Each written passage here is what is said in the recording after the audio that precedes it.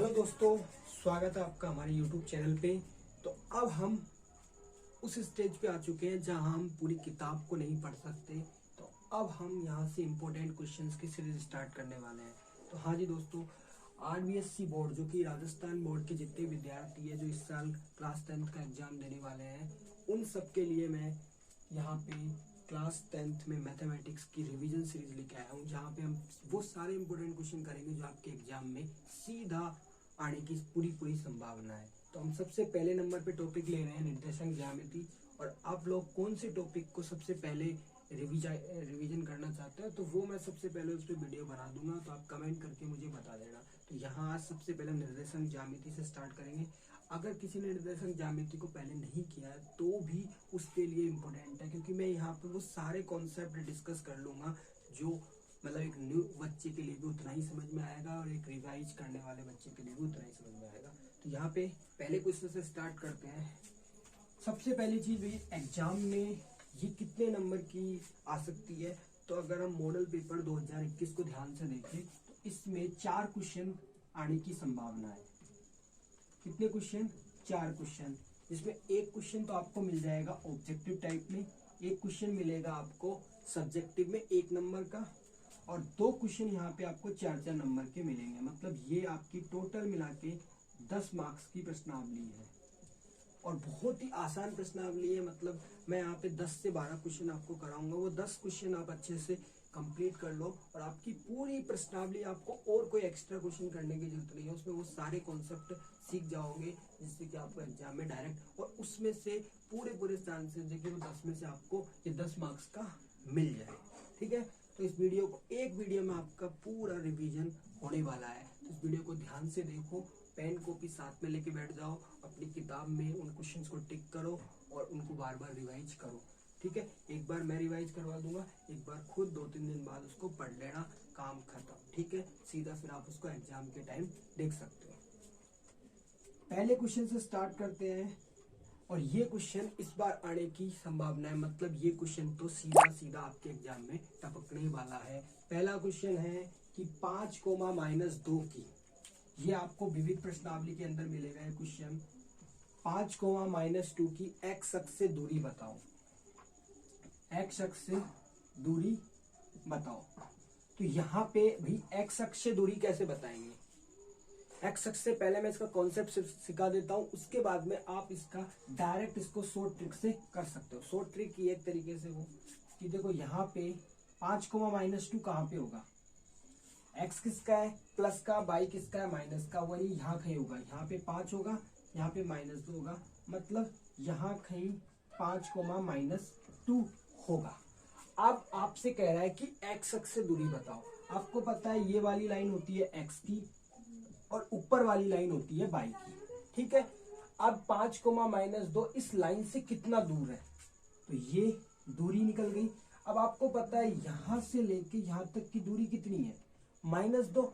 मतलब लेकिन आप लोग जानते हैं कि दूरी हमेशा प्लस में होती है, तो इसका आंसर कितना हो जाएगा? +2। बहुत बड़ी मिस्टेक्स यहाँ पे आप करके आओगे कि दूरी, यानी आपको पहला ऑप्शन मिलेगा इसके अंदर -2, लेकिन ध्यान रखना दूरी हमेशा प्लस में होती है। अगर आपकी दूरी नेगेटिव आती है कहीं पे भी, किसी भी सवाल में अगर आपको दूरी नेगेटिव आ रही है तो समझ जाओ आपकी सवाल में कहीं ना कहीं मिस्टेक हुई है। दूरी is always positive, distance is always positive. तो यहाँ पे एक्स अक्ष से दूरी कितनी है? +2 है।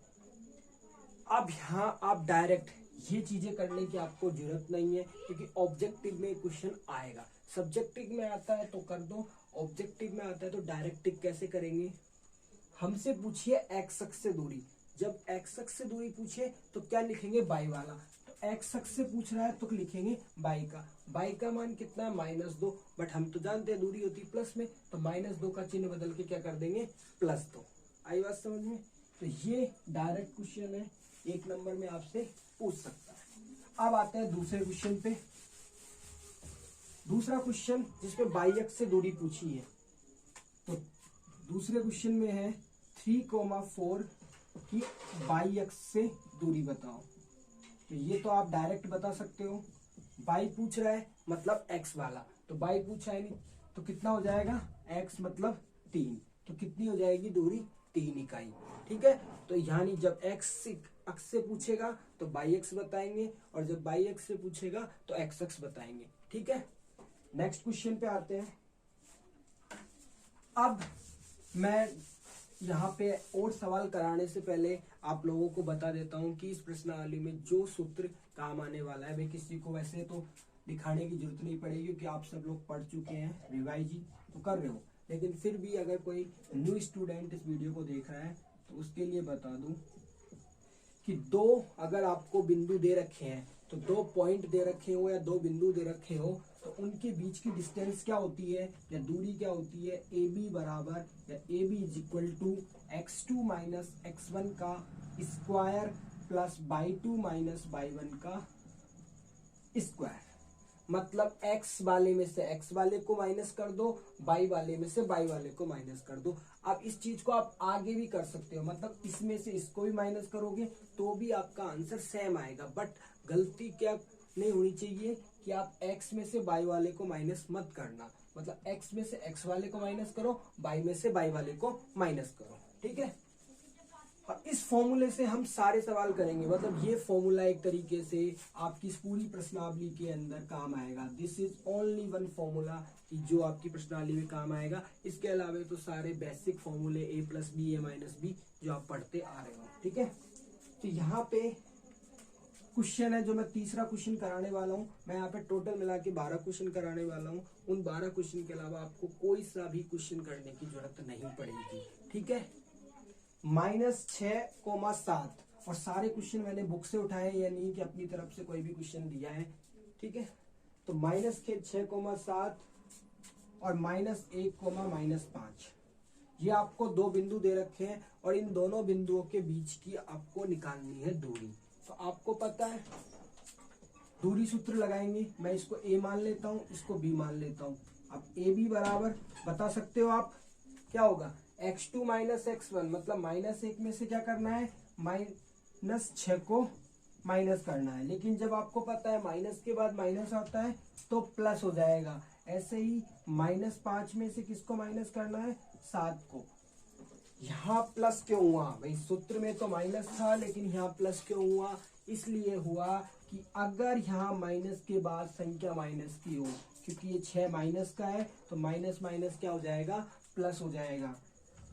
अब देखो 6 में से 1 गया तो 5 और 5 के ऊपर स्क्वायर है, मतलब 5 इंटू 5 कितने होते हैं 25, -5 और -7 दोनों संख्या माइनस की है, जुड़ेगी, मतलब 5 और 7 हो गए 12 और 12 का स्क्वायर होता है 144।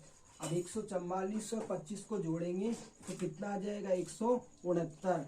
169 का वर्गमूल कितना होता है 13, तो इसका आंसर आ जाएगा 13 इकाई।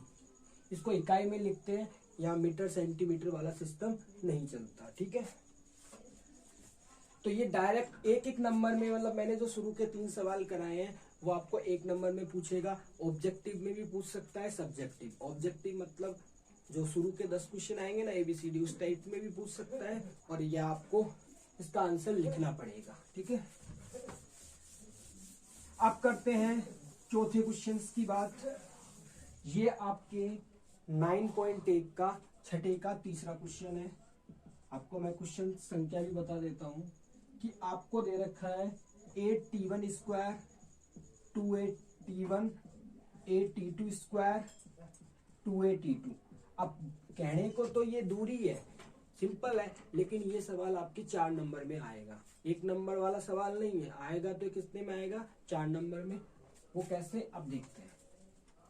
इसको आप a मान लो, इसको आप b मान लो, तो ए बी बराबर क्या आ जाएगा, √x2 माइनस x1, मतलब a t2 square minus a t1 square का स्क्वायर, प्लस बाई 2 मतलब 2a t2 minus 2a t1 का स्क्वायर। ठीक है, तो ए बी बराबर क्या आ जाएगा। अब देखो इन दोनों में क्या कॉमन आ रहा है, इन दोनों में आ रहा है a कॉमन। ठीक है, तो यहां से a कॉमन आ रहा है तो मैंने a को बाहर लिख लिया, लेकिन a के ऊपर यानी इस कोष्टक के ऊपर स्क्वायर है तो इसलिए a के साथ क्या आएगा, स्क्वायर लगेगा, तो ये हो जाएगा a स्क्वायर, अंदर बचेगा t2 square minus T1 square और इस पूरे का स्क्वायर। यहाँ पे इन दोनों में क्या मिल रहा है 2a, मतलब 2a आएगा बाहर, लेकिन बाहर किसके साथ आएगा स्क्वायर के साथ, तो यहाँ बचेगा T2 माइनस T1 का स्क्वायर। ठीक है, अब यहाँ पे ए बी, इसको लिखो ए स्क्वायर, ये हो जाएगा T2 square minus T1 square plus 2a का स्क्वायर क्या होता है 4a स्क्वायर, ये हो जाएगा T2 माइनस T1 का स्क्वायर। अब देखो इन दोनों में क्या कॉमन आ रहा है, यहाँ पे कॉमन आ रहा है ए स्क्वायर, मतलब ए स्क्वायर को कॉमन लिया। अब ए स्क्वायर को कॉमन लेंगे, कॉमन लेने पे क्या आ जाएगा बाहर आ जाएगा ये। ठीक है, इसके अलावा यहाँ पे अब ध्यान से आप इस चीज को देखो, ये कौन सा फॉर्मूला आपको मिल रहा है, ये मिल रहा है ए स्क्वायर माइनस बी स्क्वायर वाला फॉर्मूला। ये फॉर्मूला आप लोगों ने पढ़ा होगा, ए स्क्वायर माइनस बी स्क्वायर किसके बराबर होता है ए माइनस बी, ए प्लस बी। ध्यान से देखो तो ए किसके बराबर है T2 के और बी किसके बराबर है T1 के। अब इसका मतलब क्या हुआ कि मैं T2 square minus T1 square की जगह लिख सकता हूँ T2 minus T1, T2 plus T1। अब इनके ऊपर स्क्वायर है, मतलब यहाँ पे भी स्क्वायर लगेगा और यहाँ पे भी स्क्वायर लगेगा, प्लस 4, क्योंकि मैंने ए स्क्वायर को तो बाहर लिख लिया, यहाँ पे कितना बचेगा 4, ये हो जाएगा T2 माइनस T1 का स्क्वायर। अब इन दोनों में ध्यान से देख के बताओ क्या कॉमन आ रहा है, तो आप देखो इन दोनों में कॉमन आ रहा है T2 माइनस T1 स्क्वायर। ठीक है, तो ये कॉमन आएगा तो ये स्क्वायर हट जाएगा, तो बाहर क्या बचेगा ये और अंदर क्या बच जाएगा T2 plus T1 square plus 4। और आपके पीछे इतना ही आंसर दे रखा है, यानी आपको आगे करने की आवश्यकता नहीं है। एक बार फिर से समझ लो, अच्छा सवाल है।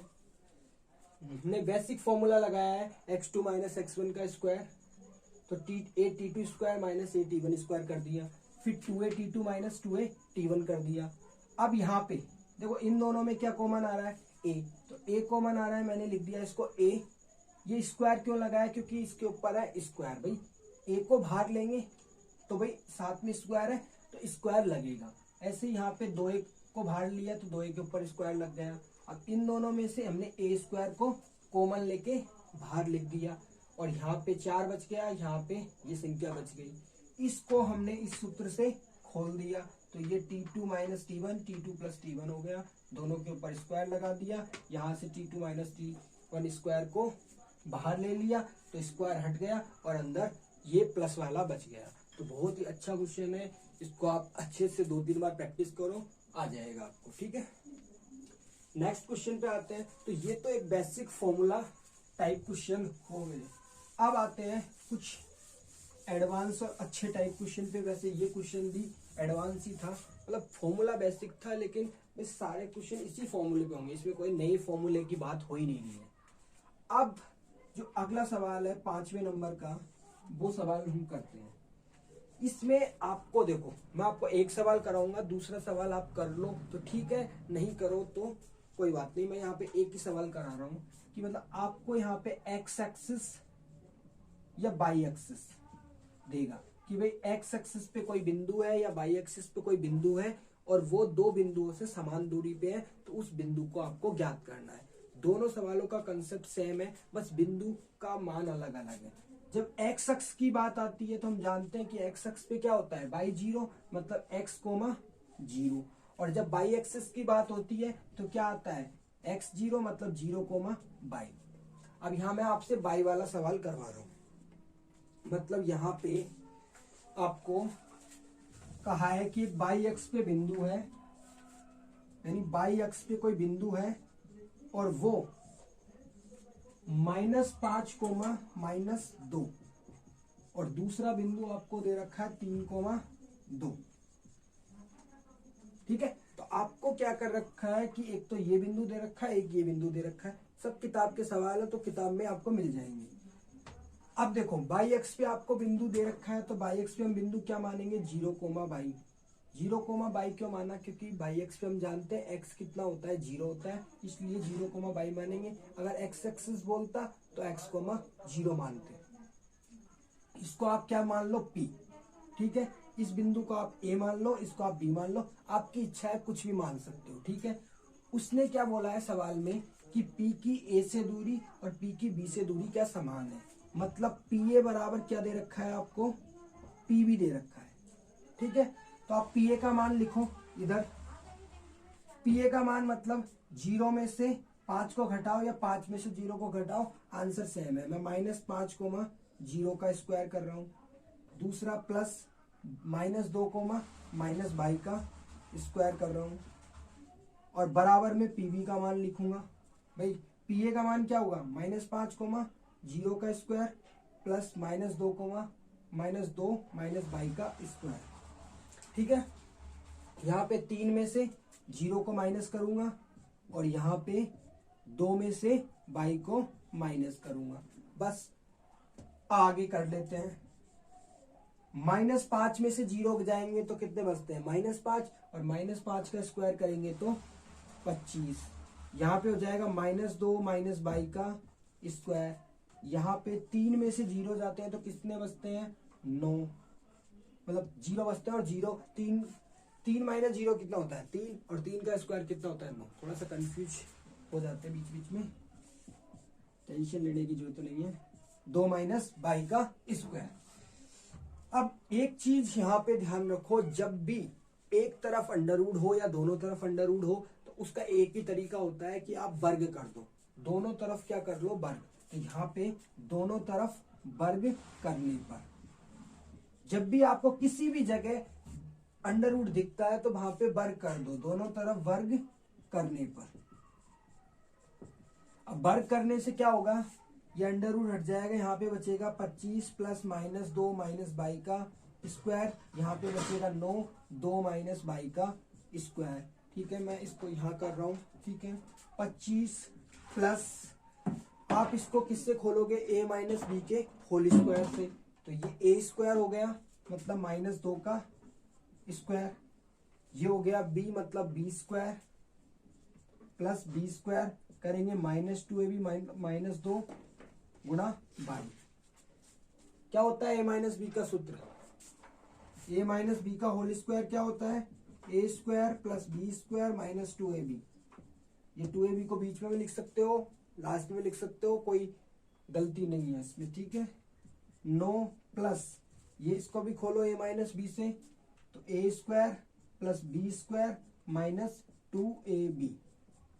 अब देखो यहाँ पे जो संख्या सेम है वो कट जाती है, 4 से 4 कट जाएगा, 2 का स्क्वायर 4, 22 स्क्वायर से 22 स्क्वायर कट गया, यहाँ पे 25 बचा है, और क्या बचा है 2 दूनी 4, माइनस माइनस क्या हो गया +4 22। 2 को 2 से गुणा करेंगे तो 4, और 22 से गुणा करेंगे तो 22, बराबर में आ जाएगा 9।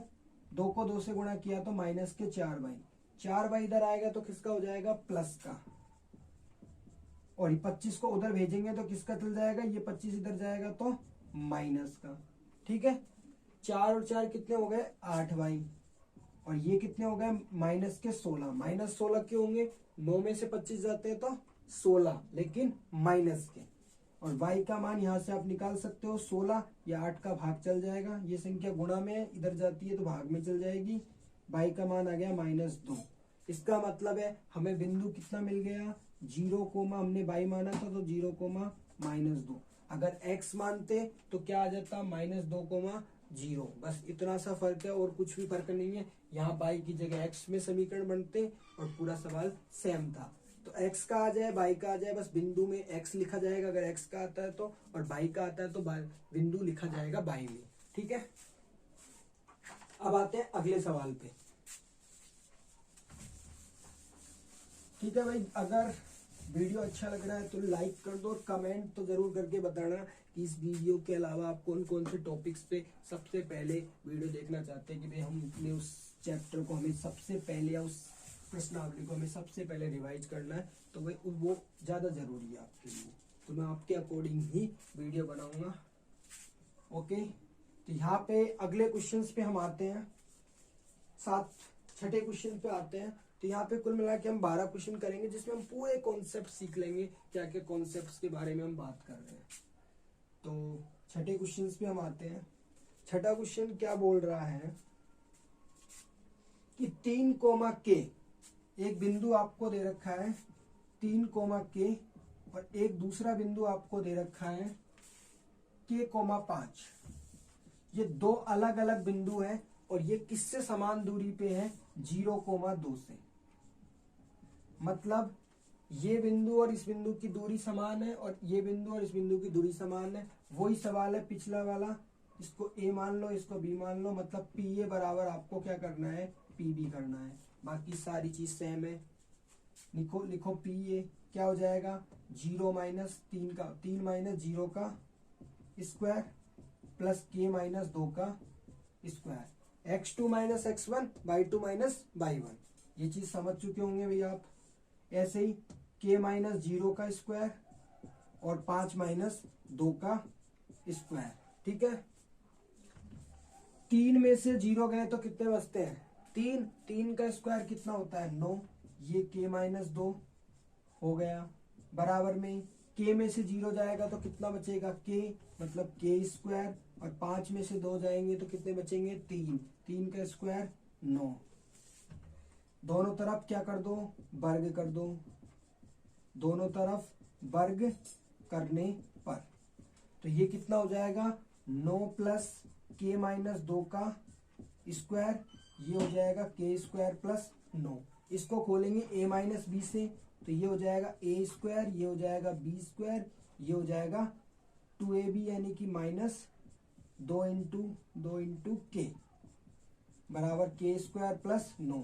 अब क्या करेंगे, दोनों तरफ संख्याओं को काट दो, k स्क्वायर से k स्क्वायर, 9 से 9। मतलब अगर बराबर के दोनों तरफ समान चिन्ह की संख्याएं हैं, मतलब उनका चिन्ह समान है, वो संख्या भी समान है, जैसे k स्क्वायर प्लस का है, यहाँ पे k स्क्वायर भी प्लस का है, कट सकता है। 9 प्लस का है, 9 प्लस का कट सकता है।